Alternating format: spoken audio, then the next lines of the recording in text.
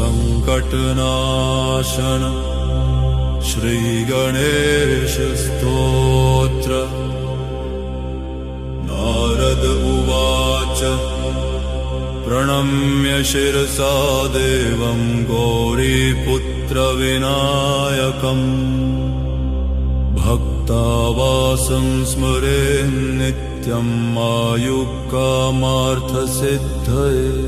प्रप्रथमं वक्रतुण्डं च एकदन्तं द्वितीयकं तृतीयं कृष्णपिङ्गाक्षं गजवक्त्रं चतुर्थकमं लम्बोदरं पञ्चमं च षष्ठं विकटमेव च सप्तमं विघ्नराजं चतुरवर्णं तथाष्टमं नवमं बालचन्द्रं च दशमं तु गजाननम् एकादशं गणपतिं द्वादशं तु गजाननम् द्वादशेतानि नामानि त्रिसन्ध्यं यः पठेन्नरः न च विघ्नभयं तस्य सर्वसिद्धिकरं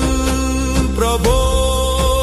विद्यार्थी लभते विद्यां धनार्थी लभते धनम् पुत्रार्थी लभते पुत्रान् मोक्षार्थी लभते गतिम्।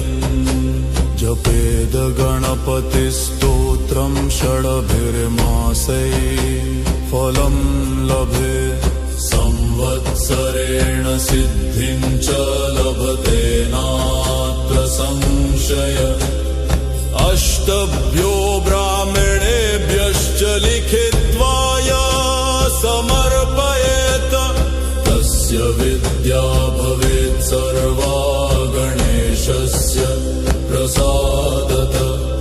इति श्रीनारदपुराणे श्रीसङ्कटनाशन गणेशस्तोत्रम्